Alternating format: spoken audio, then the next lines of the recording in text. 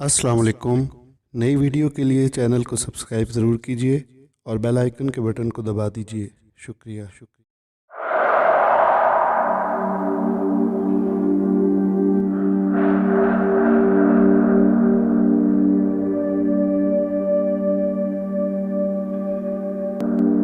पेश खिदमत है कहानी खूनी आईना। इस औरत की हालत काफ़ी खस्ता हाल और खौफनाक थी। बाल बिखरे हुए, चेहरा और कपड़े खून से रंगे हुए थे। हाथों की उंगलियों के नाखून टूटे हुए, जिनसे खून बह रहा था। कपड़े भी कई जगहों से फटे हुए, आंखों में उतरा हुआ सुर्ख खून और उन आंखों में दहकते अंगारे। इस औरत के एक हाथ में तेज़ धार कुल्हाड़ी थी। वो औरत उन्हीं अंगारा उलगती आंखों से सामने की दीवार पर लगे बड़े से कदावर आईने को घूर रही थी। वो आईना बहुत खूबसूरत था और ख़ूबसूरत लकड़ी जो उसके इर्द गिर्द लगी हुई थी इसकी खूबसूरती में मज़ीद इजाफा कर रही थी। मैं तुम्हें तोड़ दूंगी। वो औरत कुल्हाड़ी के दस्ते पर अपने हाथ की गिरफ्त मजबूत करते हुए नफ़रत से दीवार पर लगे इस आईने को घूरते हुए बोली, तुमने मेरा सब कुछ बर्बाद कर दिया, मेरी दुनिया उजाड़ दी, मेरा परिवार। वो औरत चीखते हुए रोने लगी। मैं अब क्या करूँगी, मेरा तो अब कोई बचा ही नहीं। वो औरत मुसलसल आईने की तरफ देखते हुए चीखी, अम्मा, मेरा पति, मेरे बच्चे, सबको ख़त्म करवा दिया। वो भी किससे? मुझसे। तुमने मेरे हाथों से ही मेरे सारे परिवार को ख़त्म करवा दिया। वो औरत अपने सीने पर हाथ मारते हुए बोली, परंतु मैं तुम्हें भी नहीं छोड़ूंगी, ख़त्म कर दूंगी, तुम्हारे टुकड़े टुकड़े करूंगी। रोते हुए वो औरत एक मरतबा फिर चीखी। वो कुल्हाड़ी हाथ में थामे इस आईने की तरफ बढ़ी। मैं तेरा सर्वनाश कर दूंगी। इस औरत ने कुल्हाड़ी अब दोनों हाथों से पकड़ ली थी। इसने कुल्हाड़ी हवा में उठाई और चीखते हुए इस खूबसूरत आईने की तरफ भागी कि अचानक दीवार के साथ टेबल पर रखा सफ़ेद गुलदान उछला और भागती हुई इस औरत के सर पर जा लगा। इस मरतबा इस औरत के मुंह से जो चीख निकली थी वो इस शीशे के गुलदान के सर पर लगने के बायस निकली थी। वो औरत फर्श पर जा गिरी और कुल्हाड़ी इसके हाथों से छूटकर दूर जा गिरी। वो औरत कराहते हुए उठकर बैठी। इसने अपने हाथ से सर में लगने वाली चोट की जगह को टटोला तो एक मरतबा फिर इसके मुंह से चीख निकल गई। इस औरत का सर फट चुका था। इस औरत ने एक मरतबा फिर नफ़रत अंगेज़ निगाहों से इस आईने की तरफ देखा। तुम आज कुछ भी कर लो, आज तुम्हारा अंत मेरे हाथों से लिखा हुआ है। वो औरत जबड़े भींचते हुए इस आईने की तरफ देखते हुए बोली। खून अब सर से निकलकर इस औरत के चेहरे पर लकीरों की शक्ल में बहने लगा था। वो उठकर खड़ी हुई। खून निकलने के बायस इस औरत की आंखों के सामने बार बार अंधेरे की झलकियां सी आ रही थी। इस औरत ने आगे बढ़कर कुल्हाड़ी उठाई और दोबारा इस आईने की तरफ बढ़ी। आईने के करीब पहुंचने पर इस औरत ने कुल्हाड़ी हवा में बुलंद की और इसका ज़ोरदार वार आईने के कांच पर किया। दूसरा लम्हा हैरान कुन था। जिस तरह इस औरत ने आईने पर वार किया था, अगर वही वार वो औरत किसी इंसान पर करती तो इस इंसान के जिस्म के दो टुकड़े हो जाते। लेकिन कुल्हाड़ी जैसे ही इस आईने के कांच से टकराई तो कुल्हाड़ी का दस्ता दरमियान से टूटा और कुल्हाड़ी आधे दस्ते समेत फर्श पर जा गिरी और इस औरत के हाथ में इस कुल्हाड़ी का आधा टूटा हुआ लकड़ी का दस्ता रह गया। औरत हैरानगी से हाथ में पकड़े लकड़ी के टूटे हुए दस्ते को देखने लगी और फिर इसने आईने की तरफ देखा। आईने का कांच बिल्कुल सही सलामत था और इतना ज़ोरदार वार पड़ने पर भी इस पर एक भी खराश नहीं आई थी। अचानक वहाँ एक खौफनाक सिचुएशन ने जन्म लिया जिसने औरत को संभलने का मौका न दिया। इस आईने में से आग से झुलसा हुआ एक हाथ निकला जिसने औरत को गर्दन से दबोच लिया। औरत ऐसे हालात के लिए बिल्कुल भी तैयार न थी। इस आग में झुलसे हाथ ने औरत को तेज़ी से आईने के अंदर खींच लिया। औरत के अंदर खींचने के बावजूद वो आईना न टूटा। आईने में अब सिर्फ कमरे का मंजर नजर आ रहा था। घर तो बहुत अच्छा है मनोज जी, सुनील ने तारीफी अंदाज में कहा। जी बिल्कुल सुनील जी, जैसा घर आप चाहते थे बिल्कुल वैसा ही है। मनोज अस्बात में सर हिलाते हुए मुस्कुराया। ये तो और भी अच्छा हुआ कि इस घर में फर्नीचर भी मौजूद है। इस मरतबा सुनील की बीवी सुषमा बोली। जी हाँ सुषमा जी, हम अपने कस्टमर्स का ख़ास ख्याल रखते हैं। अक्सर फैमिलीज़ हर चीज़ अफोर्ड नहीं कर सकती, इस कारण हम अपने ईंट के मकानों में और न सही परंतु फर्नीचर का प्रबंध तो रखते हैं। मनोज ने मुस्कुराते हुए सुषमा को बताया। बहुत अच्छी बात है मनोज जी। सुषमा ने बज़ाहिर मनोज की कारकर्दगी को सराहा। सुनील जी, आपकी फैमिली में सुषमा और राहुल के अलावा कौन कौन है? मनोज ने सुनील से मुखातिब होते हुए पूछा। जी बस यही हैं, माता पिता थे परंतु इनका देहांत हुए आज 6 बरस हो गए हैं और बस हमारे परिवार में हम 3 लोग ही हैं, सुनील ने बताया। मनोज ने एक गहरी सांस ली। आपका राहुल कहाँ चला गया? लगता है वो अपना रूम देख रहा है, सुषमा ने हंसते हुए कहा तो सुनील और मनोज भी बेख्तियार हंस पड़े। ठीक है सुनील जी, अब मैं चलता हूँ, आप मेरे ऑफिस आकर एग्रीमेंट पर साइन कर दीजिएगा, मनोज ने बज़ाहिर इजाज़त चाहते हुए कहा। साथ ही इसने सुनील की तरफ हाथ बढ़ाया। ठीक है मनोज जी, आज तो नहीं परंतु कल मैं किसी भी समय आपके ऑफिस में चक्कर लगाऊंगा, सुनील ने मुस्कुराते हुए मनोज से हाथ मिलाया और फिर मनोज बैरूनी दरवाजे की तरफ बढ़ गया। हाँ तो माय डियर सुषमा जी, नील ने सुषमा को अपनी बाहों के घेरे में लेते हुए कहा। कैसा लगा घर? अरे अरे ये आप क्या कर रहे हैं सुनील? सुषमा सुनील की बाहों में मचलते हुए बोली। राहुल देख लेगा, तुम चिंता मत करो, राहुल घर के विजिट में मसरूफ़ है, इसे हमारी परवाह कहाँ, सुनील ने सुषमा के गिर्द अपनी बाहों का घेरा तंग करते हुए कहा। अरे रुकिए तो सही, सुषमा ने अपने होंठों की तरफ बढ़ते हुए सुनील को रोकने की नाकाम कोशिश की मगर वो नाकाम रही। राहुल मुख्तलिफ कमरों को चेक करता हुआ एक कमरे में दाखिल हुआ। कमरे की दीवार पर एक बड़ा सा कदावर लकड़ी में जुड़ा हुआ आईना लगा हुआ था जो बहुत खूबसूरत था। इस पूरे कमरे में और कोई सामान नहीं था सिवाय इस दीवार पर लगे बड़े से आईने के। बाकी कमरों में थोड़ा बहुत फर्नीचर था मगर इस कमरे में सिवाय इस आईने के कुछ न था जिसे राहुल अजीब नज़रों से घूर रहा था। फिर वो इस आईने के करीब आया और इसमें देखकर अजीब अजीब शक्लें बनाने लगा। अचानक इसने आईने में देखा इसके पीछे लाल रंग की साड़ी पहने एक खूबसूरत औरत कमरे का दरवाज़ा बंद कर रही थी। राहुल चौंका और तेज़ी से अपनी उकबी जानिब घूमा तो वो हैरान रह गया क्योंकि पीछे वाली लाल साड़ी वाली औरत कहीं भी नहीं थी और कमरे का दरवाज़ा भी चौपट खुला हुआ था। राहुल दोबारा आईने की तरफ घूमा तो इस मर्तबा इसने आईने में देखा सुनील और सुषमा कमरे में दाखिल हो रहे थे। राहुल फिर अपनी उकबी जानिब घूमा कि ये भी तो इसकी नज़रों का धोखा तो नहीं, मगर सुषमा और राहुल इसकी तरफ आ रहे थे। अरे वाह, बेख्तियार इस आईने को देखकर सुषमा के मुंह से निकला, कितना सुंदर आईना है, वाकई बहुत सुंदर है, सुनील ने सुषमा की तायीद में सर हिलाया। साथ ही वो आईने के इर्द गिर्द लगी खूबसूरत लकड़ी पर हाथ फेरने लगा। ये तो काफ़ी महंगा लगता है। चलिए एक समस्या तो हल हुई, सुषमा ने खुश होते हुए आईने की तरफ देखते हुए चुटकी बजाई। वो क्या? सुनील ने सवालिया निगाहों से सुषमा की तरफ देखा। हमारे ड्रेसिंग का आईना टूट गया था, अब हम इसका टेबल यहाँ लगा देंगे, सुषमा ने बताया। चलो ये तो भगवान की बड़ी कृपा हुई क्योंकि आईने के बगैर तुम तो बिल्कुल अधूरी थी, सुनील ने हंसते हुए कहा तो सुषमा सुनील को मसनूई गुस्से से घूरने लगी और सुनील एक कहका मारकर हंसने लगा। मम्मा, इस घर में कोई सुंदर लड़की भी है? राहुल ने दोनों की गुफ्तगू में खलल डाला। ऑफ कोर्स बेटा, आपकी मम्मा भी सुंदर हैं, सुषमा ने शौख लहजे में कहते हुए राहुल के गाल थपथपाए। नो मम्मा, मैं आपकी बात नहीं कर रहा, राहुल ने मुंह बनाते हुए कहा तो सुनील और सुषमा बेख्तियार मुस्कुरा दिए। तो फिर माय सन, इस मर्तबा सुनील ने प्यार से पूछा। पापा, मैं इस सुंदर आंटी की बात कर रहा हूँ जो अभी अभी कमरे का दरवाज़ा बंद कर रही थी, राहुल ने दोनों को बताया। परंतु बेटा, हम भी तो अभी अभी कमरे में दाखिल हुए हैं, हमें तो कोई सुंदर आंटी नज़र नहीं आई, सुनील ने राहुल की तरफ देखते हुए कहा। पापा, मैंने इस आईने में देखा, वो एक सुंदर आंटी थी जिन्होंने लाल रंग की साड़ी पहन रखी थी और इस कमरे का दरवाज़ा बंद कर रही थी। मैंने घूम कर देखा तो वो आंटी कहीं भी नहीं थी और फिर आप दोनों कमरे में आ गए। राहुल ने सारी बात बताई तो सुनील और सुषमा हैरत से एक दूसरे का मुंह तकने लगे। नहीं बेटा, वो आपका वहम होगा, सुनील ने घुटनों के बल राहुल के पास बैठते हुए कहा। वहम? राहुल ने गाल पर उंगली रखते हुए लफ्ज़ वहम को लंबा किया। हो भी सकता है, सुनील और सुषमा बेख्तियार मुस्कुरा दिए।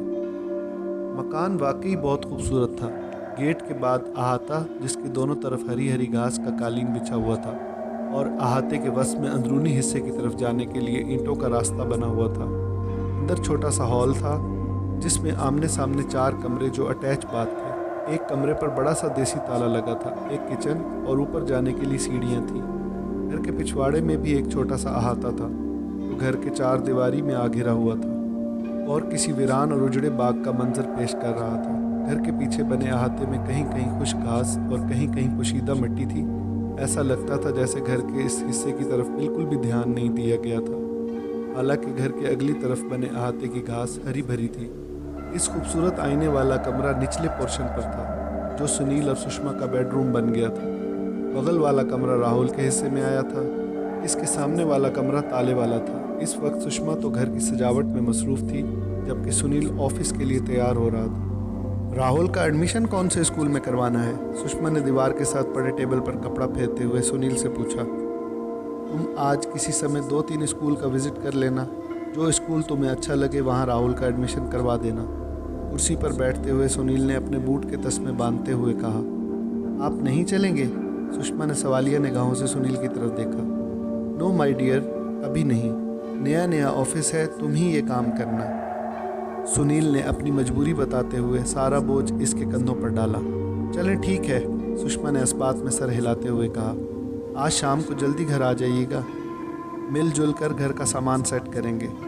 ओके, मैं अब चलता हूँ। मैंने मनोज से भी मिलना है और ऑफिस भी जाना है। सुनील ने कुर्सी से उठते हुए कहा। मनोज को एक मर्तबा फिर धन्यवाद कहना। घर वाकई बहुत अच्छा है। सुषमा ने कहा तो सुनील ने मुस्कुराते हुए सिर्फ सर हिलाने पर इक्तफा किया और कमरे से बाहर निकल आया। वो मनोज के दफ्तर पहुंचा। पिधारिये सुनील जी, पिधारिये। मनोज मुस्कुराते हुए इसके इस्तकबाल के लिए कुर्सी से उठते हुए बोला। नमस्ते मनोज जी, जवाबन सुनील ने मुस्कुराते हुए अपने दोनों हाथ जोड़े। नमस्ते, जवाबन मनोज ने भी हाथ जोड़े और अपने टेबल के सामने पड़ी कुर्सियों में से एक की तरफ इशारा किया। बैठिए। धन्यवाद, सुनील ने कुर्सी पर बैठते हुए कहा। अब बताइए, ठंडा पिएंगे या गर्म हो जाए? मनोज ने अपनी कुर्सी पर बैठते हुए पूछा। धन्यवाद मनोज जी, मैं नाश्ता करके आया हूँ, जवाबन सुनील ने कहा। ऑफिस से देर हो रही है, आप एग्रीमेंट के कागजात निकालिए। जी अच्छा, मनोज ने इस बात में सर हिलाया और अपनी टेबल के दराज से मकान के एग्रीमेंट कागज़ निकालकर सुनील की तरफ बढ़ा दिए। घर बहुत अच्छा है मनोज जी, सुनील ने हाथ बढ़ाकर कागज़ पकड़ते हुए कहा। जी धन्यवाद, हम अपने कस्टमर्स की राय का ख्याल करते हैं, मनोज बदस्तूर मुस्कुराते हुए बोला। सुषमा भी घर की बहुत तारीफ़ कर रही थी। वो ऐसा ही घर चाहती थी। सुनील ने एग्रीमेंट के कागजात पर नज़रें जमाते हुए कहा। फिर इसने कागजात से नज़रें हटाईं और मनोज की तरफ देखा। अच्छा मनोज जी, एक बात तो बताएं। जी पूछिए, मनोज ने मुतवज्जा होते हुए कहा। इस घर के एक कमरे में ताला लगा हुआ है, वो क्यों? सुनील ने मनोज से पूछा। इस कमरे में बस टूटा फूटा सामान पड़ा हुआ है। अगर आप कहें तो इस कमरे के ताले की चाबी आपको दे दूं, मनोज ने बताते हुए पूछा। नहीं, फ़िलहाल तो इसकी ज़रूरत नहीं। मैंने तो बस वैसे ही पूछा था। मैं सुषमा से पूछ लूँगा, अगर उसे ज़रूरत महसूस हुई तो मैं ले लूँगा, सुनील ने कहा तो मनोज ने मुस्कुराते हुए इस बात में सर हिला दिया। सुनील ने एग्रीमेंट के कागजात को पढ़ने के बाद इन पर साइन किए और फिर कुर्सी से उठते हुए बोला। ठीक है फिर मनोज जी, मैं अब चलता हूँ। दोनों ने मुसाफा किया और सुनील मनोज के ऑफिस से बाहर निकल आया। इसकी कार सड़क के किनारे पर खड़ी थी। वो अपनी गाड़ी की तरफ बढ़ा। अचानक सुनील को यूं महसूस हुआ जैसे कोई इसके पीछे आ रहा हो। वो तेज़ी से घूमा तो इसने देखा एक खूबसूरत नौजवान इसकी तरफ चला आ रहा था, जिसने आंखों पर ब्लैक रंग के ग्लासेस लगा रखे थे। वो खूबसूरत लड़का सुनील के करीब आया और बिना इसकी तरफ तवज्जो किए बगैर इसके करीब से गुजर गया। लगता है मेरा वहम था, सुनील ने खुद से हमकलामी करते हुए कंधे उचकाए और दोबारा अपनी कार की तरफ बढ़ा। अभी इसने कार के फ्रंट दरवाजे की तरफ हाथ बढ़ाया ही था कि इसके मोबाइल की रिंगटोन जाग उठी। इसने पैंट की जेब से मोबाइल निकाला। वो सुषमा की कॉल थी। सुनील मुस्कुराया और इसने आंसर का बटन प्रेस करते हुए मोबाइल कान से लगा लिया। यस माय डियर, सुनील ने कहा। घर का एग्रीमेंट साइन हो गया? दूसरी तरफ से सुषमा ने पूछा। हाँ, सुनील कार के फ्रंट डोर से टेक लगाने के लिए घूमा तो सुनील ने देखा डोर्स के दूसरी तरफ वही ब्लैक ग्लासेस वाला लड़का एक नीले रंग की कार के पास खड़ा कैमरे से सुनील की तस्वीरें उतार रहा था। सुनील हैरानगी से चौंका और तशवीश के आलम में इसकी तरफ देखने लगा। अच्छा, याद से जल्दी घर आ जाना, सुषमा ने इसकी तवज्जो अपनी तरफ खींची। ठीक है, सुनील हकलाया। सुषमा, मैं तुमसे थोड़ी देर में बात करता हूँ। सुनील ने सुषमा का जवाब सुने बगैर राब्ता मुनक़ता कर दिया। राब्ता मुनक़ता करने का मकसद ये था कि वो इस लड़के से बाज़ प्रस कर सके कि वो इसकी तस्वीरें क्यों उतार रहा है। लेकिन वो लड़का इतनी देर में कार में बैठकर इसे स्टार्ट करके आगे बढ़ चुका था। सुनील वहाँ खड़ा इसकी कार को जाते देखता रहा। बड़ा अजीब आदमी था, सुनील बुड़बुड़ाया, और फिर इसने चाबी से अपनी कार का दरवाज़ा खोला और ड्राइविंग सीट पर बैठ गया। इसी वक्त मोबाइल की रिंगटोन एक मरतबा फिर जाग उठी। इस मरतबा भी सुषमा ही की कॉल थी। मेरी कॉल क्यों काटी आपने? सुषमा बरहमी से बोली। वो दरअसल सिग्नल खुल चुका था। सुनील ने जान छुड़ाने की खातिर झूठ बोला। आज किसी स्कूल का विजिट ज़रूर कर लेना, ओके? जी अच्छा, सुषमा ने जवाब दिया। ठीक है सुषमा, शाम को घर पर बात होगी। अब मैं ऑफिस जा रहा हूँ, सुनील ने कहा तो सुषमा ने जवाबन ओके कहा तो सुनील ने मोबाइल जेब में डाल लिया और गाड़ी स्टार्ट करके गियर लगा के आगे बढ़ा दी। सुनील शाम को घर पहुंचा तो इसने देखा सुषमा ने अपना काम काफ़ी हद तक मुकम्मल कर लिया था। इसने घर की हर चीज़ सलीके से सेट कर ली थी। अरे वाह, तुमने तो बड़ी तेज़ी दिखाई, सुनील ने बेडरूम में दाखिल होते हुए कहा। राहुल बेड पर खिलौनों के साथ खेल रहा था। जी हाँ, अभी थोड़ा बहुत सामान रहता है जो अब आपके कारण पूरा होगा, सुषमा ने मुस्कुराते हुए कहा। अरे पापा, ये क्या है? बेड पर बैठा राहुल सुनील के हाथों में काफ़ी सारे शॉपर बैग्स देखकर चहका। ये बेटा हमारे लिए डिनर है, सोचा आज तुम्हारी मम्मा मसरूफ़ होंगी तो डिनर मैं ही ले चलूं। सुनील ने पहले राहुल और फिर सुषमा की तरफ देखते हुए मुस्कुराते हुए कहा। ये आपने बहुत अच्छा किया, सुषमा खुश होते हुए मुस्कुराई। अच्छा तुम ऐसा करो, ये खाने का सामान बर्तनों में डालो, तब तक मैं फ़्रेश हो लूँ। खाने के बाद मैं तुम्हारी हेल्प करता हूँ। सुनील ने हाथ में पकड़े शॉपर बैग्स इस आईने के साथ रखे टेबल पर रखते हुए कहा। ठीक है, जवाबन सुषमा ने इस बात में सर हिलाया। सुनील फ्रेश हुआ तो उन्होंने खाना खाया। सुषमा और सुनील ने बाकी का बचा कुचा सामान सेट किया। इस दौरान राहुल बेड पर बैठा खिलौनों से खेलता रहा। फारिग होने के बाद सुषमा ने राहुल को इसके कमरे में सुलाया। सुनील नाइट सूट पहनकर बेड पर बैठकर अपने दफ्तरी कागजात देखने लगा और सुषमा भी वॉशरूम में जाकर अपना नाइट सूट पहन आई। वो इस आईने के सामने बैठकर अपने बालों में ब्रश करने लगी। तो कैसा रहा आज ऑफिस का पहला दिन? सुषमा ने अपने खूबसूरत बालों में ब्रश करते आईने में से सुनील की तरफ देखते हुए इससे पूछा। सुनील ने कागजात पर से नज़रें हटाकर आईने में नज़र आने वाली सुषमा के चेहरे की तरफ देखा। बहुत मसरूफ़ दिन था, बहुत काम था, इस कारण ये कागजात घर लेकर आया हूँ। मैं कुछ हेल्प कर सकती हूँ? सुषमा ने गर्दन इसकी तरफ घुमाई। नहीं, कोई बात नहीं, सारा काम तो मैं ऑफिस में निपटा आया था, ये तो मैं दोबारा चेक कर रहा हूँ, सुनील ने कहा और दोबारा कागज़ों पर नज़र जमा दी और फिर सर उठाकर पूछा।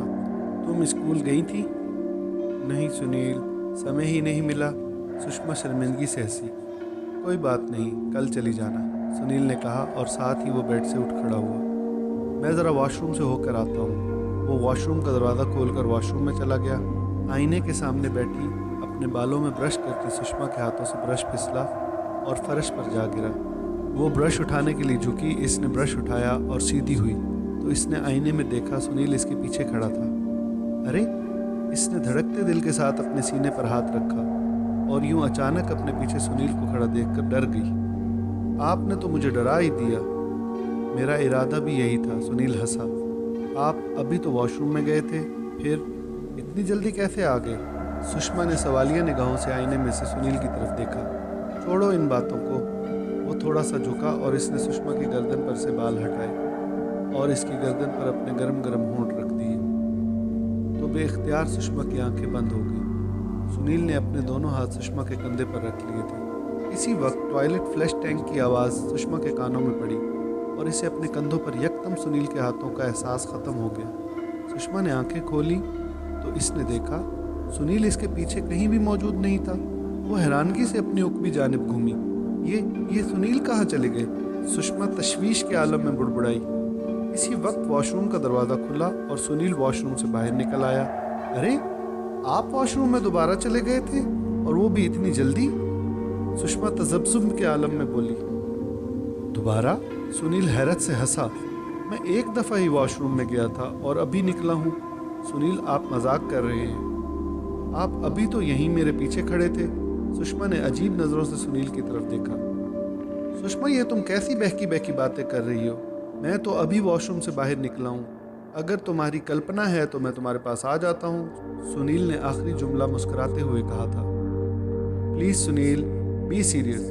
अभी तो आप मेरे पीछे खड़े थे, परंतु आप इतनी जल्दी दोबारा वॉशरूम में कैसे चले गए? सुषमा की बातों से इस मर्तबा भी हैरत टपक रही थी। मैं सीरियस हूँ सुषमा, मैं तुम्हारे सामने एक दफ़ा ही वॉशरूम में गया था। भला मुझे क्या ज़रूरत पड़ी है 2 दफ़ा वॉशरूम में जाने की, और वो भी इतनी जल्दी? इस मर्तबा सुनील हैरानगी से बोला, नहीं सुनील, आप मजाक कर रहे हैं। मुझे हैरत इस बात की है कि आप इतनी जल्दी दोबारा वॉशरूम में कैसे जा सकते हैं? सुषमा उलझन आमेज लहजे में अपने माथे पर हाथ फेरते हुए बोली, सुषमा ये तुम्हें क्या हो गया? मैं तुमसे ऐसा मजाक क्यों करूँगा? मैं सच कह रहा हूँ। मैं अभी अभी वॉशरूम से बाहर निकला हूँ और मैं एक दफ़ा ही वॉशरूम में गया था। इस दफ़ा सुनील के लहजे में हल्का सा गुस्सा भी शामिल था। मैं भी सच कह रही हूँ सुनील, मैं इस आईने के सामने बैठी बालों में ब्रश कर रही थी, मेरे हाथ से ब्रश गिर गया और मैं ब्रश उठाने के लिए झुकी। ब्रश उठाने के बाद मैं सीधी हुई तो आप मेरे पीछे खड़े थे। इतना अचानक और तुरंत मेरे पीछे आपको देखकर मैं डर गई। मैंने आपसे कहा भी कि आप इतनी जल्दी वॉशरूम से कैसे बाहर आ गए, परंतु आपने कहा छोड़ो इन बातों को, और फिर आगे की बात सुषमा कह न सकी। ताहम वो सुनील के चेहरे के तासरात का जायज़ा ले रही थी। सुषमा तुम्हारी तबीयत तो ठीक है? सुनील ने आगे बढ़कर सुषमा के माथे पर हाथ रखा। मुझे कुछ नहीं हुआ। सुषमा ने सुनील का हाथ हटाया। मुझे समझ नहीं आ रही। परेशानी के बायस सुषमा ने दोनों हाथों की उंगलियों से अपनी कनपटी को मसला। समझ तो मुझे तुम्हारी भी नहीं आ रही। ये तुम कैसी अजीब और बहकी बहकी बातें कर रही हो? सुनील ने सुषमा के सामने बेड पर बैठते हुए कहा। इसका मतलब आपको मेरी बातों पर विश्वास नहीं?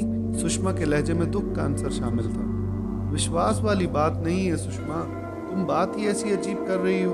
अब तुम खुद ही बताओ, मुझे इसमें झूठ बोलने की क्या ज़रूरत है? परंतु तुम हो कि एक ही बात पर अड़ी हुई हो। सुनील का लहजा शिकायती था। पता नहीं सुनील, विश्वास करें मैं भी झूठ नहीं बोल रही। आप ही सोचिए, मुझे भी झूठ बोलने की भला क्या ज़रूरत है? सुषमा नमज़दा आंखों से भराई हुई आवाज़ में बोली। लो जी, अब भला इसमें आंसू बहाने की क्या ज़रूरत है? सुनील के लहजे में एक मरतबा फिर गुस्से और बेजारी ने रास्ता बनाया। मैं तो खुद हैरान हूँ सुनील कि आखिर ये सब हुआ क्या? सुषमा ने दुखती नज़रों से सुनील की तरफ देखा। अच्छा तो ऐसा करो, उठो और बेड पर बैठो। सुनील ने बेड से उठकर सुषमा को आईने के पास पड़े टेबल के साथ पड़े स्टूल से उठाया और वो शशोपंज के आलम में उठ खड़ी हुई। सुनील ने इसे बेड पर लिटाया। तुम दिन भर की थकी हुई हो, आराम करो, मैं अपना काम बाहर चेक कर लेता हूँ। सुनील ने सुषमा को लिहाफ उड़ाते हुए कहा। सुषमा ने सिर्फ महसूस किया था। सुनील को इसकी बात पर बिल्कुल भी यकीन नहीं था। वो मुंह से कुछ न बोली। सुनील ने बेड पर पड़े अपने दफ्तरी कागजात उठाए और कमरे की लाइट ऑफ करके कमरे से बाहर निकल गया। सुषमा ने अपनी नम आंखों को हाथ की हथेलियों से साफ किया। वो काफ़ी देर तक अंधेरे में लेटी सोचती रही और फिर इसने आंखें मूंद ली। रात वाले वाक़या ने सुषमा का जहन काफ़ी हद तक उलझा दिया था। हाँ, अगर वो ख्वाब होता तो इसे तस्लीम किया जा सकता था, लेकिन इसने वो सब कुछ जागती आंखों से देखा था। ऊपर से सुनील को इसकी बात पर बिल्कुल भी यकीन नहीं आ रहा था। सुनील नाश्ता करके जा चुका था और राहुल बाहर लॉन में हरी हरी घास पर खेल रहा था। इसने नाश्ते के बर्तन समेटे और किचन में ले आई। इन्हें धोने के बाद वो किचन से बाहर निकल आई। सुनील ने इससे कहा था कि वो आज ऑफिस से जल्दी आ जाएगा और फिर राहुल के लिए स्कूल देखने चलेंगे। वो हॉल में रखे सोफ़ों में से एक पर बैठी और एक मरतबा फिर रात वाले वाक़या के बारे में सोचने लगी। इसका दिमाग मज़ीद उलझा तो इसने अपने सर को झटका और बाहर लॉन में आ गई। बाहर खुशगवार हवाओं ने इसका इस्तकबाल किया। राहुल घास पर बैठा खेल रहा था। वो इसके पास रखी कुर्सियों में से एक पर बैठ गई। मम्मा, पापा कब आएंगे? राहुल ने इससे पूछा। दोपहर के समय, सुषमा ने बताया तो राहुल दोबारा खेल में महव हो गया। अचानक सुषमा के जहन में परसों दिन वाले वाक़या ने धमाका किया, जब राहुल ने आईने में नज़र आने वाली साड़ी वाली औरत का जिक्र किया था। राहुल बेटा, इधर आओ, मेरे पास बैठो। सुषमा ने राहुल के खेल में खलल डाला। राहुल ने बुरा सा मुंह बनाया और उठकर इसके सामने रखी कुर्सी पर बैठ गया। जी मम्मा, सुषमा की तरफ देखते हुए राहुल ने पूछा। राहुल बेटा, ये बताओ, परसों तुमने एक लाल साड़ी वाली औरत का जिक्र किया था जो कमरा बंद कर रही थी, क्या ये बात सच है? सुषमा ने राहुल से पूछते हुए तस्दीक चाही। हाँ मम्मा, बिल्कुल सच कह रहा था, परंतु आप और पापा ने कहा कि मेरा वहम होगा। मैंने सोचा शायद ये मेरा वहम ही हो। राहुल ने दोनों हाथों को घुमाते हुए कहा। सुषमा ने एक तवील सांस खींची। वो कैसी औरत थी? मम्मा, सुंदर औरत थी। इसने लाल रंग की साड़ी पहनी हुई थी। मैंने इसे आईने में से देखा था। वो कमरे का दरवाज़ा बंद करने लगी थी। इस कारण मैं तेज़ी से घूमा, परंतु पीछे वो औरत कहीं नहीं थी। मम्मा पता है, वो औरत काफ़ी हद तक कमरे का दरवाज़ा बंद कर चुकी थी, परंतु मैं जब घूमा तो दरवाज़ा सारा खुला हुआ था। राहुल ने सुषमा के सामने मज़ीद इंकशाफ किया। मैंने दोबारा आईने की तरफ देखा तो वो औरत कहीं भी नज़र नहीं आई। फिर आप और पापा अंदर आ गए थे।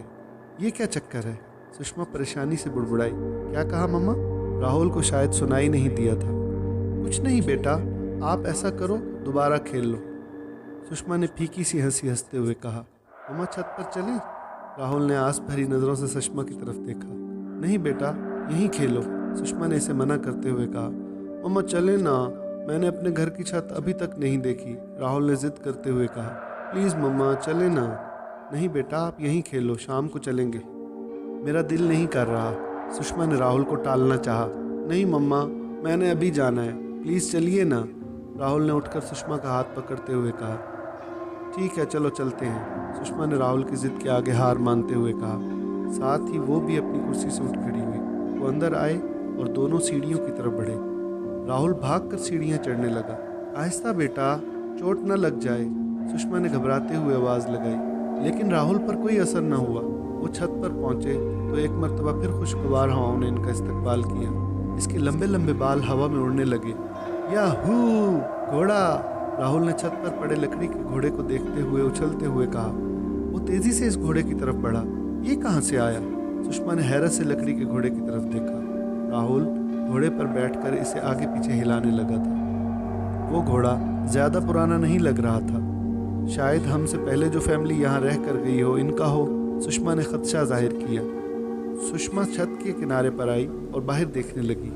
इसने देखा, इसके घर के बाहर एक नीले रंग की कार के पास एक खूबसूरत नौजवान खड़ा था, जिसने आंखों पर काले रंग के ग्लासेस लगा रखे थे। सुषमा ने देखा, इसकी नज़र जैसे ही इस लड़के पर पड़ी, इस लड़के ने तेज़ी से अपने हाथ में पकड़े कैमरे से सुषमा की कई तस्वीरें ले ली। सुषमा इस लड़के की इस हरकत पर पहले तो हैरान हुई और फिर इसे शदीद गुस्सा आया। वो अभी ये सोच ही रही थी कि वो नीचे उतरकर इस लड़के की इस हरकत पर इसे खरी खरी सुनाए, मगर वो लड़का तेज़ी से अपनी कार में बैठा और कार आगे बढ़ गई। बड़ा अजीब आदमी था, सुषमा गुस्से से बुड़बुड़ाई। फिर वो राहुल की तरफ घूमी। राहुल बेटा, मैं नीचे जा रही हूँ, तुम जल्दी नीचे आ जाना, पापा के आने के बाद तुम्हारा एडमिशन कराने जाना है, सुषमा ने राहुल से मुखातिब होते हुए कहा। तो घोड़े पर बैठे राहुल ने इस्बात में सर हिला दिया और सुषमा सीढ़ियों की तरफ बढ़ गई। चलो ये तो अच्छा हुआ, आज राहुल का एडमिशन हो गया, बेड पर बैठे सुनील ने कहा। सुषमा इसके पास ही लेटी हुई थी। वो सुनील की तरफ घूमी, अपनी कोहनी बेड के गद्दे पर टिकाई और सर हाथ की हथेली पर रखा। जी हाँ, और पिक एंड ड्रॉप की समस्या भी हल हो गई, सुषमा ने सुनील की हाँ में हाँ मिलाते हुए कहा। फिर इसने सुनील की तरफ बगौर देखते हुए कहा, सुनील मुझे आपसे एक बात करनी थी। हाँ बोलो, सुनील ने इसकी तरफ देखा। आज मैं और राहुल छत पर गए थे, वो छत पर जाने की जिद कर रहा था। हम छत पर पहुँचे तो मैंने देखा वहाँ घर के बाहर एक लड़का नीले रंग की कार के पास खड़ा था। इसने आंखों पर काले रंग की ऐनक लगा रखी थी। जब मैंने इसकी तरफ देखा तो इसने अपने हाथ में पकड़े कैमरे से मेरी फ़ोटोज़ लेना शुरू कर दी। मैं इसकी इस हरकत पर हैरान हुई। अभी मैं ये सोच ही रही थी कि नीचे उतरकर इसकी खबर लूँ कि वो ऐसी वाहियात हरकत क्यों कर रहा है, परंतु वो तेज़ी से अपनी कार में बैठा और चला गया। सुषमा ने बताया तो सुनील हैरत से चौंका। ब्लैक ऐनक वाला लड़का और नीले रंग की कार, सुनील ने खोए खोए लहजे में कहा। जी हाँ, जवाबन सुषमा ने सर को इस्बाती जुम्बिश दी। एक ऐसा लड़का तो मैंने भी देखा था, वो मेरी भी फ़ोटोज़ ले रहा था और इसकी कार भी नीले रंग की थी, सुनील ने जहन पर जोर देते हुए कहा। तो सुषमा को हैरत का शदीद झटका लगा। वो तेज़ी से उठकर बैठी। वाकई? कब? इसने तेज़ लहजे में पूछा। हाँ बिल्कुल, मैं भी इसे इसकी हरकत पर टोकता। वो जल्दी से अपनी कार में बैठकर वहाँ से निकल गया, सुनील ने बताते हुए कहा। ये कब की बात है? सुषमा ने परेशान कुन लहजे में सुनील से पूछा। कल की, जब मैं मनोज के दफ्तर में घर के एग्रीमेंट पेपर साइन करने गया था, सुनील ने बताया। ओह, हैरत के बायस सुषमा के मुंह से निकला। आपने मुझे बताया क्यों नहीं? दरअसल ज़रूरत ही महसूस नहीं हुई, और अब तुमने इस बात का जिक्र किया तो मेरे जहन में ये बात आ गई, सुनील ने वजह बताई। ये तो बड़ी अजीब बात है सुनील, वो लड़का ऐसा क्यों कर रहा है? सुषमा ने उलझन आमेज़ निगाहों से सुनील की तरफ देखा। बात तो वाकई बड़ी अजीब है, और इस सवाल का जवाब मेरे पास नहीं है कि वो लड़का ये हरकत क्यों कर रहा था, सुनील ने अपनी राय देते हुए कहा। परंतु इसने हमारी फ़ोटोज़ क्यों ली? सुषमा ने तशवीश के आलम में सुनील की तरफ देखा। पता नहीं, सुनील ने कंधे उचकाए। इस आदमी ने हमें ये जानने का मौका ही नहीं दिया कि इसने हमारी फ़ोटोज़ क्यों ली। पता नहीं सुनील, जिस दिन से हम इस घर में आए हैं मैं अजीब सा फील कर रही हूँ। एक अजीब सी बेचैनी मेरा पीछा कर रही है। आप विश्वास करें, रात वाले वाक़े ने मेरे जहन को परेशान सा कर दिया है। मैंने आज सुबह राहुल से भी पूछा था, इसने भी पक्के विश्वास के साथ ये बात कही थी कि इसने आईने में लाल साड़ी वाली सुंदर औरत को देखा था, और अब ये फ़ोटोज़ वाला लड़का। पता नहीं क्यों, परंतु मेरा दिल बहुत घबरा रहा है, सुषमा ने परेशानी के आलम में अपनी कैफियत बयान करते हुए कहा। तुम बेकार परेशान हो रही हो सुषमा, बड़ी मुश्किल से हमें ये घर मिला है। ये सिर्फ तुम्हारा वहम है, और जहाँ तक राहुल का सवाल है, वो तो एक बच्चा है और तुम उसकी बातों पर विश्वास कर रही हो। उसने दोबारा तुमसे इस बात का जिक्र नहीं किया क्योंकि वो इसी दिन समझ गया था कि ये इसका वहम था, परंतु तुम हो के। सुनील ने सुषमा को समझाते हुए बात अधूरी छोड़ दी। वो हमारे कहने पर मुतमईन हुआ था। वो आज मुझसे यही कह रहा था कि आप दोनों ने कहा मेरा वहम होगा, इसी कारण मैंने मान लिया, सुषमा ने बताया। मेरी जान, तुम ये कैसी बेतुकी सी बातें लेकर बैठ गई हो। मैं ऑफिस से थका हुआ आता हूँ कि घर में पत्नी है, बच्चा है, रिलैक्स फील करूँगा, परंतु तुम हो कि ऐसी बेतुकी बातें लेकर बैठ जाती हो। सुनील के लहजे में यकदम गुस्सा ऊद कर आया था। इसी वक्त बाहर हॉल से टिक टिक की तेज़ आवाज़ें आने लगी। हॉल की लाइट बंद थी। ये आवाज़ें कैसी हैं? सुनील ने हैरानगी से सुषमा की तरफ देखा। पता नहीं, वो हकलाई। सुनील उठा और हॉल की तरफ बढ़ा। सुषमा ने भी इसकी पैरवी की। हॉल मुकम्मल तौर पर अंधेरे में डूबा हुआ था। सुनील ने हॉल की लाइट जलाई तो सुषमा धक से रह गई, क्योंकि हॉल के फर्श पर वही लकड़ी का घोड़ा तेज़ी से हिल रहा था। ऐसा लग रहा था जैसे कोई इस पर बैठकर इसे हिला रहा हो। टिक टिक की तेज़ आवाज़ें इस घोड़े के हिलने से आ रही थी। ये घोड़ा नीचे कैसे आया? सुषमा परेशानी से बुड़बुड़ाई। ये घोड़ा कहाँ से आया? सुनील ने सुषमा से पूछा। ये ऊपर छत पर पड़ा हुआ था, परंतु ये नीचे कैसे आया? सुषमा ने बताते हुए सवालिया निगाहों से सुनील की तरफ देखा। राहुल लाया होगा, सुनील ने खदशा जाहिर किया। परंतु इसने मुझे तो बताया नहीं, सुषमा ने सर में खारिश करते हुए कहा। भूल गया होगा, इसमें चिंता करने वाली क्या बात है, सुनील ने कहा। इसी वक्त किसी ने पीछे से सुषमा का दुपट्टा खींचा तो वो चौंकी और तेजी से घूमी। ये देखकर इसे हैरत हुई कि पीछे कोई नहीं था। अचानक सुषमा की नज़र बेडरूम में लगे इस आईने पर पड़ी तो इसका दिल जोर से धड़कने लगा। सुषमा ने आईने में देखा, वो घोड़ा अज खुद नहीं हिल रहा था, बल्कि लाल साड़ी में मलबूस एक खूबसूरत औरत घोड़े के पास बैठी इसे हिला रही थी। वो डर कर चीखते हुए पीछे हटी तो सुनील इसकी तरफ मुतवज्जो हुआ। क्या हुआ सुषमा? सुनील ने घबराकर इसके करीब जाते हुए पूछा। वो सुषमा ने कमरे में लगे इस आईने की तरफ इशारा किया। सुनील ने आईने की तरफ देखा। क्या है वहाँ सुषमा? वहाँ तो कुछ भी नहीं। सुनील ने उलझन आमेज निगाहों से सुषमा की तरफ देखा। सुषमा ने आईने की तरफ देखा तो इसे हैरत का शदीद झटका लगा, क्योंकि लकड़ी का वो घोड़ा अब अज खुद हिल रहा था और वो लाल साड़ी वाली औरत कहीं भी नजर नहीं आ रही थी। सुषमा ने घूमकर फर्श पर हिलते लकड़ी के घोड़े की तरफ देखा। वहाँ भी वो औरत कहीं भी नजर नहीं आ रही थी। सुनील, वो किसी ने पीछे से मेरा दुपट्टा खींचा। मैं घूमी तो पीछे कोई नहीं था। जब मेरी नज़र आईने पर पड़ी तो मैंने देखा एक लाल साड़ी वाली सुंदर औरत इस घोड़े को हिला रही थी, परंतु अब वो कहीं भी नज़र नहीं आ रही। सुषमा ने खौफजदा लहजे में हकलाते हुए इर्द गिर्द देखते हुए कहा।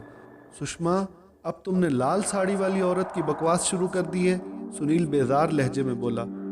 सुनील, मैं सच कह रही हूँ, मेरा विश्वास करें, सुषमा ने दुखी लहजे में कहा। उसे सुनील के रवैये पर दुख हुआ था। जिस दिन से तुम इस घर में आई हो बस यही रट लगा रखी है। इस आईने में मैंने ये देखा, इस आईने में मैंने वो देखा। ये क्या है सुषमा? तुम पागलों जैसी बातें कर रही हो। सुनील का लहजा यकदम गुसीला हो गया था। मुझे वो सब कुछ नज़र नहीं आता जो तुम्हें नज़र आता है। सर दुखने लगा है मेरा तुम्हारी इन फजूल बातों से। सुषमा मुंह से कुछ न बोली, बस इसकी आंखें आंसुओं की शक्ल में बोल रही थी, जबकि सुनील के इस तरह बोलने से आईने में नज़र आने वाली वो लाल साड़ी वाली औरत मुस्करा रही थी। सुनील के रात के रवैये ने सुषमा को काफ़ी दुखी किया था। उसे सुनील से ऐसी तवक्को बिल्कुल भी नहीं थी। सुबह नाश्ते की टेबल पर भी दोनों ने बिल्कुल भी एक दूसरे से बात नहीं की थी। राहुल ने महसूस किया था, लेकिन वो मुंह से एक लफ्ज़ भी नहीं बोला था। फिर इसकी स्कूल बस आ गई। वो अपना बैग और टिफ़िन लेकर बाय मम्मा बाय पापा बोलता हुआ बाहर निकल गया। सुनील ने भी अपना ऑफिस बैग पकड़ा और सुषमा पर एक नज़र डाली, मगर वो खामोशी से नज़रें झुकाए नाश्ते के बर्तन समेट रही थी। सुनील भी चुपचाप घर से बाहर निकल गया। इसे अपने रवैये पर शर्मिंदगी थी, मगर वह सुषमा की इन बातों से तंग आ चुका था। इसका जहन इसकी बातों को मानने के लिए बिल्कुल भी रजामंद नहीं था। वो ऑफिस पहुंचा तो इसका दिल बिल्कुल भी काम में नहीं लग रहा था। इसने सुषमा से इस लहजे में पहले कभी भी बात नहीं की थी, लेकिन वो खुद हैरान था कि वो सुषमा से इतने कड़वे लहजे में क्यों बोला। सुषमा बातें अजीब कर रही थी, मगर ऐसी भी नहीं कि वो इस पर इतना गुस्सा हो गया था। छोटा मोटा झगड़ा इनमें पहले भी हो जाता था, लेकिन पहले ऐसी नौबत कभी नहीं आई थी कि वो सुषमा पर इतना गुस्सा होता।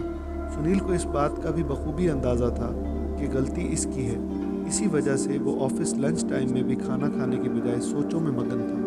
क्या हुआ सुनील, किन सोचों में डूबे हुए हो? खाना क्यों नहीं खा रहे? सुनील के कुलीग सुरेश ने उसे सोचों के समंदर से बाहर खींचा। हाँ, वो चौंका। नहीं, कुछ नहीं। तो फिर खाना क्यों नहीं खा रहे? सुरेश ने सवालिया निगाहों से सुनील की तरफ देखा। बस यार, भूख नहीं है, सुनील ने खाने की प्लेट को परे करते हुए कहा। अरे भाई, मसला ज़हनी हो तो इसमें पेट का क्या कसूर? सुरेश ने मुस्कुराते हुए कहा। क्या मतलब? जवाबन सुनील बमुश्किल मुस्कुराया।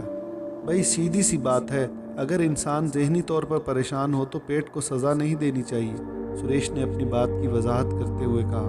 परंतु अगर जहन समस्या में उलझा हुआ हो तो फिर शरीर भी डिस्टर्ब हो जाता है। ऐसे में पेट की भला कैसे सूझती है? सुनील ने फीकी मुस्कुराहट के साथ कहा। इसका मतलब कोई समस्या ज़रूर है, सुरेश ने हंसते हुए कहा। इसे अपने मकसद में खातिर ख्वाह कामयाबी मिली थी। हाँ यार, सुनील ने बोझल सांस खारिज करते हुए कहा। कहते हैं गम बांटने से कम होता है, इसी तरह अपनी समस्या किसी दूसरे के सामने रखने से इसका कोई ना कोई उपाय ज़रूर निकल आता है, सुरेश ने बदस्तूर मुस्कुराते हुए कहा। सुरेश बात करने का गुर बखूबी जानता था। बस यार सुरेश, क्या बताऊं, समस्या ही ऐसी है कि तुम भी विश्वास नहीं करोगे, सुनील ने सुरेश की तरफ देखते हुए कहा। तुम बताओ समस्या क्या है? समस्या कोई भी हो, बेमानी नहीं होती, चाहे वो दिमाग में हो या फिर जीवन में, सुरेश ने संजीदा लहजे में कहा। तो सुनील ने इसे सारी बात बता दी। बस यार, इसी कारण मैं कई दफ़ा सुषमा से बेरुखी से बात कर चुका हूँ और लास्ट नाइट तो मैंने बेरुखी की इंतहा ही कर दी, सुनील ने सारी बात बताते हुए दुखी लहजे में कहा। वो अपने रवैये पर वाकई बहुत शर्मिंदा था। वो अब सुरेश के चेहरे के तासुरात देख रहा था कि वो सारी बात जानकर सुषमा की बातों पर हंसने लगेगा, मगर सुरेश बिल्कुल संजीदगी से इसकी तरफ देख रहा था। ये तो तुम्हारी तरफ से ज्यादती है, सुरेश ने सुनील की तरफ देखते हुए कहा। ज्यादती? और वो भी मेरी तरफ से? सुनील ने हैरानगी से अपने हाथों का रुख अपनी तरफ करते हुए कहा। हाँ, तुम्हारी तरफ से, सुरेश ने जोर देते हुए पुख्ता लहजे में कहा। सुषमा अब बातें ही ऐसी कर रही है जो इंसानी समझ से परे हैं, सुनील तंजिया लहजे में हंसा। नामुमकिन तो नहीं, सुरेश ने बदस्तूर संजीदा लहजे में कहा। क्या मतलब? सुनील ने हैरानगी से सुरेश की तरफ देखा। तुम्हें सुषमा की बात सुननी चाहिए, हो सकता है वो सच कह रही हो, सुरेश ने कहा। तो सुनील इसे बेयकीनी के आलम में देखने लगा। सुरेश, तुम भी? ये एडवांस दौर है सुरेश, इस दौर में ये बातें बेमानी हैं, सुनील किसी प्रोफेसर की तरह लेक्चर देते हुए बोला। दौर का संबंध इन चीज़ों से नहीं है सुनील, इन चीज़ों का जिक्र हर दौर में रहा है। और वैसे भी तुम्हारी पत्नी आजकल की पढ़ी लिखी नारी है, इसका दिमाग तो ख़राब नहीं है। आखिरकार इसके साथ कोई समस्या है तो वो तुम्हें बता रही है, सुरेश ने इसे समझाते हुए कहा। तुम्हें इन चीज़ों पर विश्वास है सुरेश? सुनील ने अजीब नज़रों से सुरेश की तरफ देखते हुए बोला। बात विश्वास की ही है सुनील, सुरेश ने लफ्ज़ विश्वास पर जोर देते हुए कहा। मैं तुम्हारी बात का मतलब नहीं समझा, सुनील सुरेश की बात का मतलब नहीं समझा था।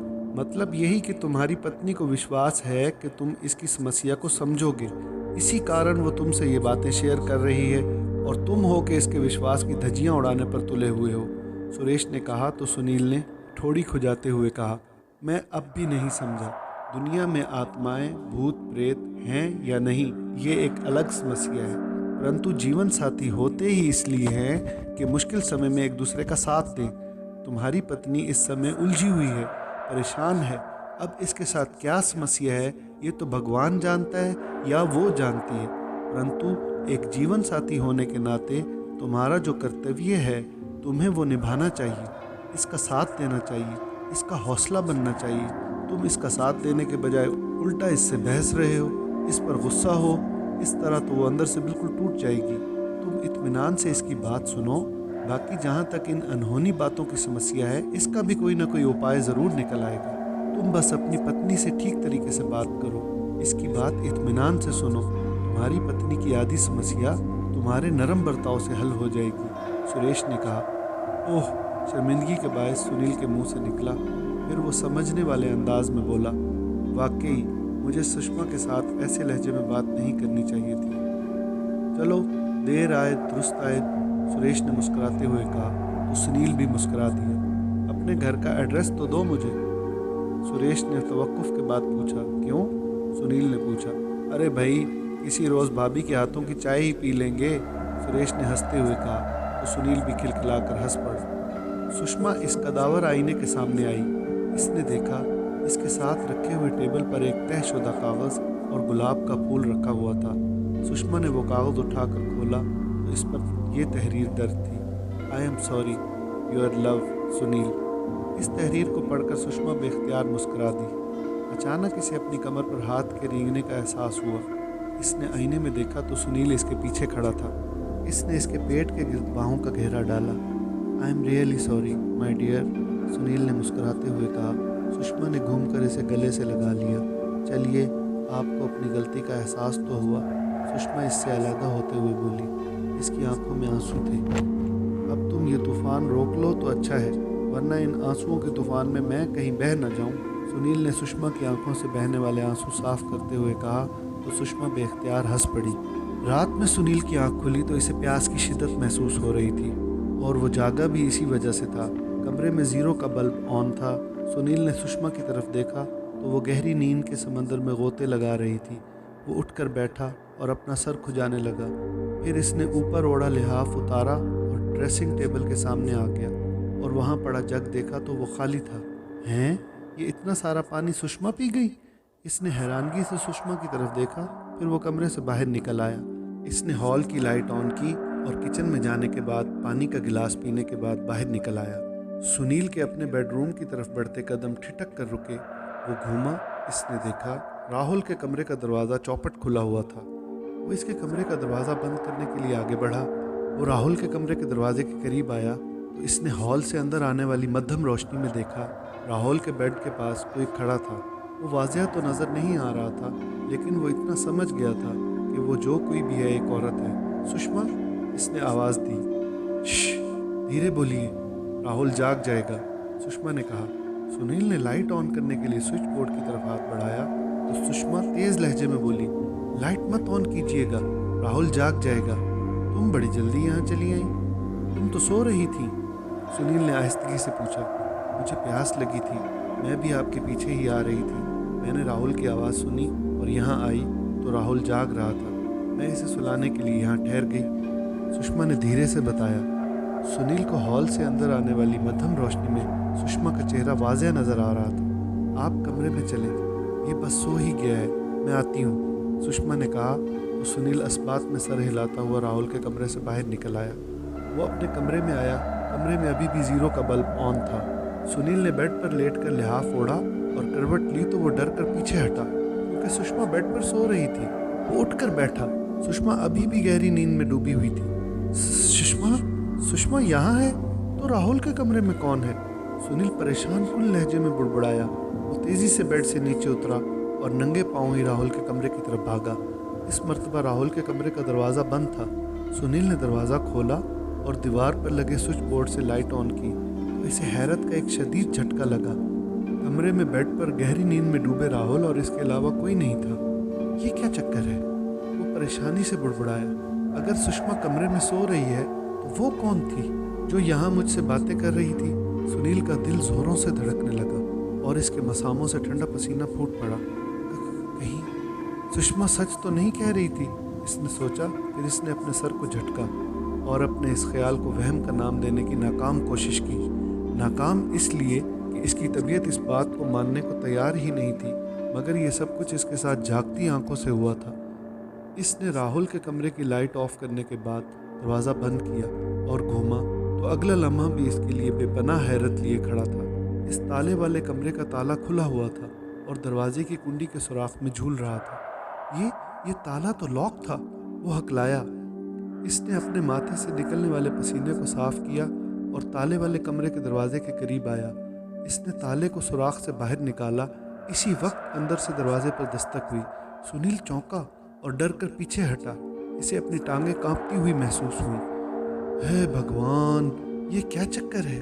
वो कपकपाती हुई आवाज़ में बोला। दरवाजे पर अंदर से एक मर्तबा फिर दस्तक हुई। वो कांपती हुई टांगों से कमरे के दरवाजे के करीब आया। इसने कांपते हुए हाथों से दरवाजे की कुंडी खोली और दरवाज़ा अंदर की जानिब धकेल दिया। कमरा मुकम्मल तौर पर अंधेरे में डूबा हुआ था।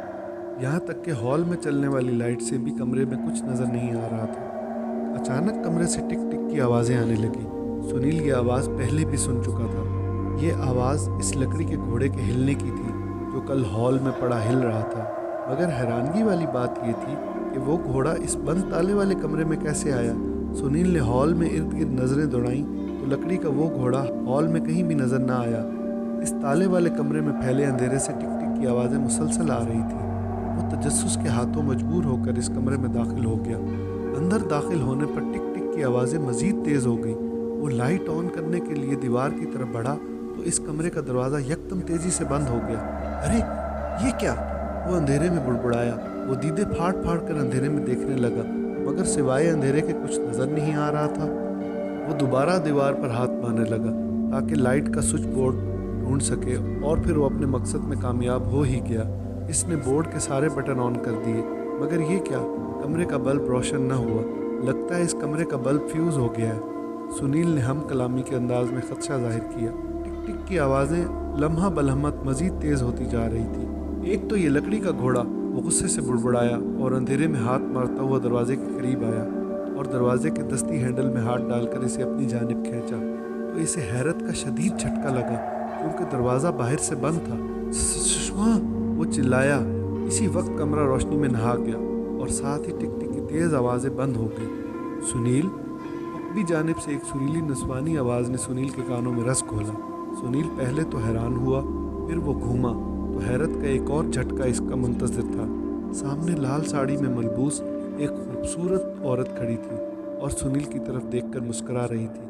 सुनील ने इतनी खूबसूरत औरत पहले नहीं देखी थी। सुनील को इसके चेहरे पर हंसी और भी भली लग रही थी। तुम आ गए राजकुमार, वो औरत प्यार से सुनील की तरफ देखते हुए मुस्करा कर बोली। इस औरत की खूबसूरती में अजीब सी कशिश थी जो सुनील को अपनी तरफ माइल कर रही थी। मैं बरसों से तुम्हारी राह देख रही थी। इस औरत की इस बात पर सुनील चौंका। मेरी? हैरत के बायस सुनील के मुंह से निकला, हाँ तुम्हारी। वो औरत अंदाज़े दिलरुबाई से बोली, आज मेरी बरसों की तपस्या का फल मुझे मिल गया। साथ ही अपनी बाहें फैलाए वो सुनील की तरफ बढ़ी। जितनी वो खूबसूरत औरत थी, कोई भी इससे गले मिलने को तैयार हो जाता और सुनील भी बेवफाओं की लिस्ट में शामिल होने जा रहा था कि इसने एक हैरत अंगेज़ मंजर देखा। जैसे ही वो खूबसूरत लाल साड़ी वाली अप्सरा अपनी बाहें फैलाए सुनील की तरफ बढ़ी तो इसके पैरों से साड़ी सरकी और सुनील को अपना ऊपर का सांस ऊपर और नीचे का सांस नीचे रुकता महसूस हुआ और वो तेज़ी से घूमा और दरवाज़ा खोलने की कोशिश करने लगा। हैरत अंगेज़ तौर पर इस मर्तबा दरवाज़ा खुल गया। वो तेज़ी से कमरे से बाहर निकला और कमरे के दरवाजे को तेज़ी से बंद कर दिया और लंबे लंबे सांस लेने लगा।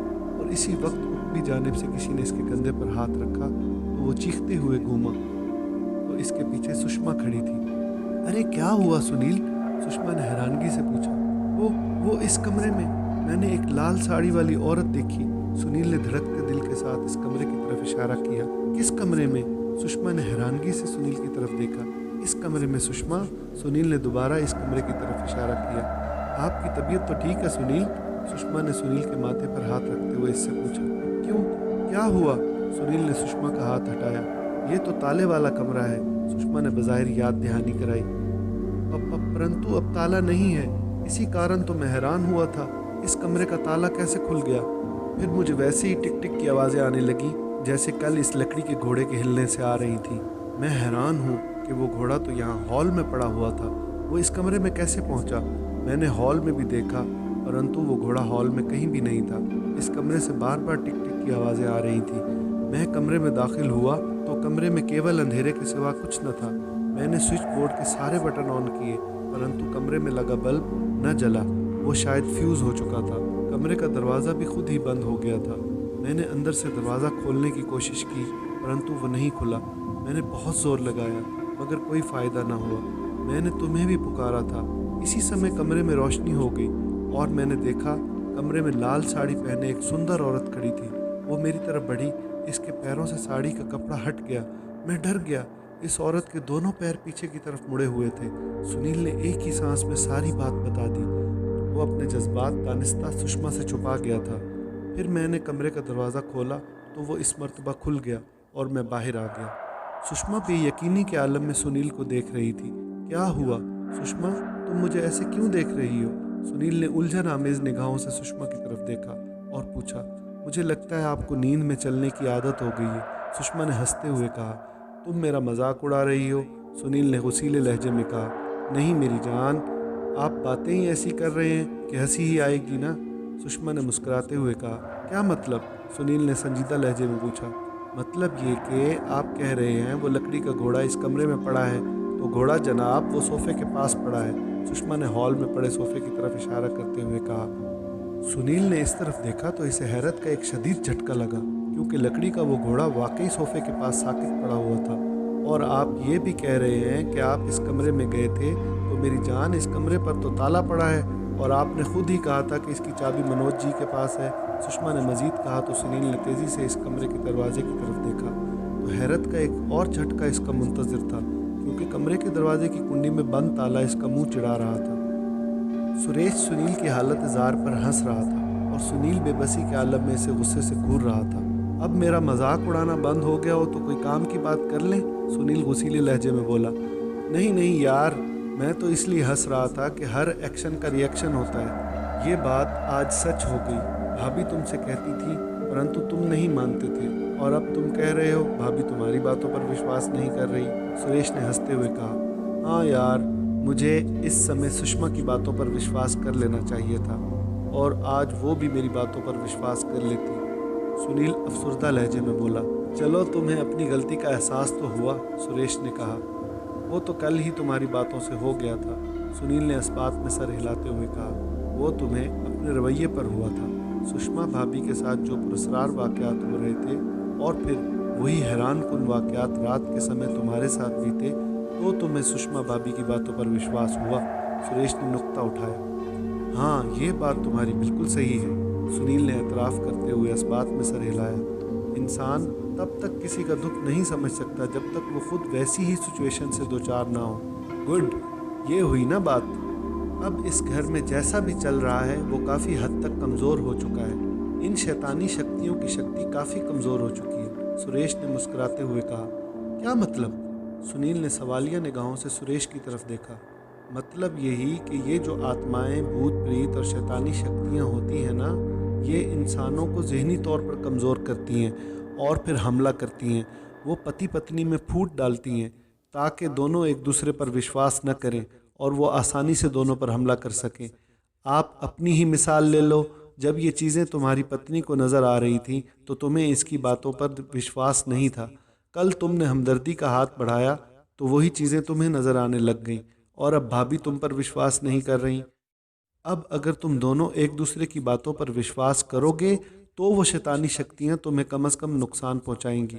अब तुम दोनों का विश्वास ही तुम दोनों की शक्ति है और शैतानी ताकतों की कमज़ोरी। सुरेश ने सुनील को समझाते हुए कहा, मैं तुम्हारी इस बात से इत्तेफाक करता हूँ। सुनील ने इस बात में सर हिलाते हुए कहा, परंतु ये सब बातें तुम कैसे जानते हो? मेरा एक दोस्त है, वो यही काम करता है। सुरेश ने मुस्कुराते हुए कहा तो सुनील ने हैरानगी से पूछा, कैसे काम? यही शैतानी चक्रों वाला काम जिसमें तुम और तुम्हारी पत्नी फंसे हुए हो। यानी जो लोग भूत प्रेत आत्माओं के चुंगल में फंसे होते हैं वो इन्हें इनसे मुक्त कराता है। सुरेश ने वजाहत करते हुए कहा तो सुनील ने तेज़ी से पूछा, तो तुमने इससे अब तक हमारे बारे में बात क्यों नहीं की? श्रीमान जी, कल आपके घर का एड्रेस मैंने इसी कारण लिया था, परंतु इसे काम के सिलसिले में शहर से बाहर जाना पड़ा। सुरेश ने वजह बताई। कब तक आएगा वो? सुनील ने फ़िक्रमंदाना लहजे में पूछा। चिंता मत करो, मेरी इससे फ़ोन पर बात हुई थी और तुम्हारी समस्या इसे बताई थी। इसने कहा था कि बस वो एक दूसरे की बात पर विश्वास करें, ये जो शैतानी चीज़ें होती हैं वो पति पत्नी में फूट डालती हैं, और इसने ये भी कहा कि वो जैसे ही वापस आएगा तुरंत तुम्हारे घर ही आएगा। सुरेश ने बताते हुए कहा, परंतु अगर उन्होंने हमें नुकसान पहुंचाया तो? सुनील ने खौफजदा लहजे में सुरेश की तरफ देखा।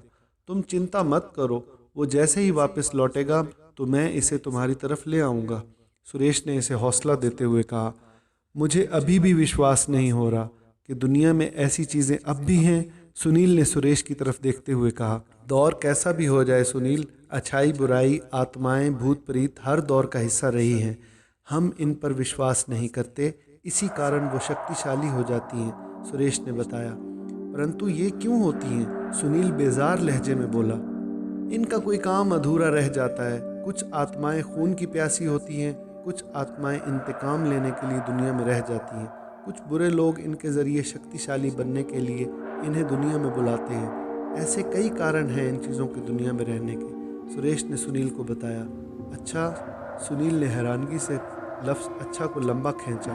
तो फिर हमारे घर में ये सब किस कारण से हो रहा है? ये तो भगवान ही जाने।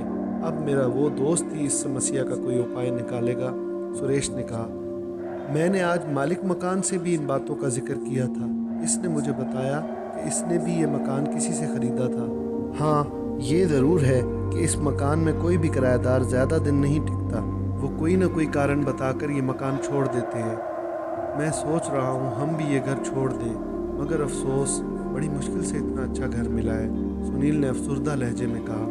नहीं सुनील, ये समस्या का उपाय नहीं है, सुरेश ने सुनील की बात सुनने के बाद नफ़ी में सर हिला दिया। हो सकता है तुम और तुम्हारी फैमिली किसी दूसरे घर में शिफ्ट हो, मगर वहाँ भी ऐसी पुरस्कार घटनाएं घटें तो? क्या मतलब? सुनील ने माथे पर बल डाले।